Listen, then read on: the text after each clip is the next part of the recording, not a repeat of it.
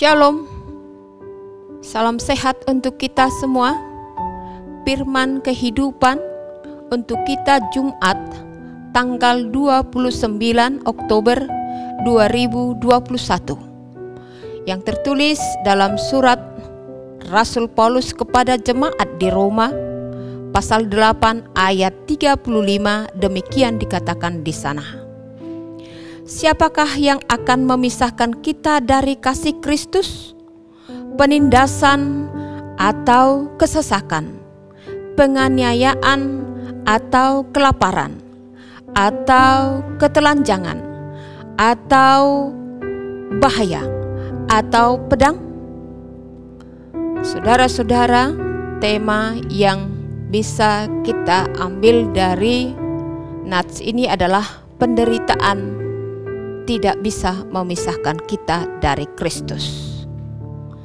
Sering kita memang memahami, kalau mengalami kesulitan dalam hidup, kita mengatakan, Tuhan tidak mengasihi aku. Sebenarnya itu tidak benar. Untuk itu, mari kita segera bertobat dengan ucapan kita itu. Kasih Tuhan tidak bisa terpisahkan dari kehidupan kita. Menurut nats ini, Rasul Paulus menerangkan tak satu pun jenis dari penderitaan itu dapat memisahkan kita dari kasih Kristus. Tetapi dengan kasih Kristuslah kita bisa dan dapat mengalahkan kekuatan penderitaan itu. Mari kita menjadi pejuang-pejuang yang bisa mengalahkan penderitaan dengan pertolongan Roh Kudus. Saudara-saudara, kalaupun kita mengalami semua jenis penderitaan, Tuhan bersedia menolong, yang selalu peduli akan penderitaan kita. Yesus mengatakan, "Marilah kepadaku semua yang letih lesu dan berbeban berat, aku akan memberikan kelegaan kepadamu." Itu tertulis dalam Injil Matius pasal 11 ayat 28. Tuhan mau menjadi sahabat kita untuk menanggung, untuk memikul beban penderitaan itu.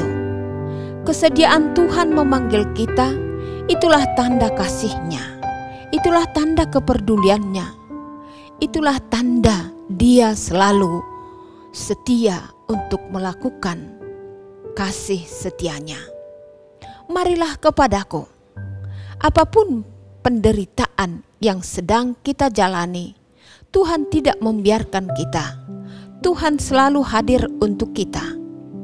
Sahabat kita dan saudara kita bisa saja meninggalkan kita jika kita menderita atau susah atau terpuruk ekonominya. Tuhan tidak pernah meninggalkan kita.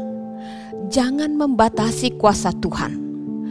Jangan memandang Tuhan begitu jauh dari kita, atau malu kepada Tuhan, atau terlalu kecil untuk dilaporkan kepada Tuhan setiap persoalan yang kita alami. Itu akan menutup pintu untuk pertolongan Tuhan. Prinsip itu segera kita hilangkan dari pikiran kita. Saudara-saudara, teman kita, sahabat kita, dapatkah menolong kita? Dapat, bisa. Tapi sementara, sesewaktu, tergantung kondisi. Mungkin juga sahabat kita itu harus memikirkan dirinya supaya jangan ikut menderita juga. Sahabat yang setia, teman yang sejati adalah Allah. Sekarang yang menjadi pertanyaan, siapakah yang boleh terus merasakan kasih setia Tuhan?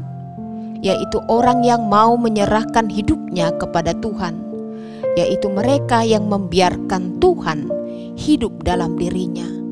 Jadi hidupnya bukan dari dirinya sendiri lagi, melainkan Kristus yang hidup dalam dirinya. Kalau Kristus hidup di dalam diri kita, maka kita menjadi pemenang, karena kemenangan Kristus yang mengalahkan semua penderitaan maut, kuasa iblis. Jadi hidup kita yaitu hidup yang tak terpisahkan dari kasih Kristus. Amin. Kita berdoa. Terima kasih Tuhan, kami bersyukur untuk firman kehidupan yang sampai kepada kami hari ini. Kami tidak takut lagi, karena semua penderitaan Tuhan sudah kalahkan di kayu salib.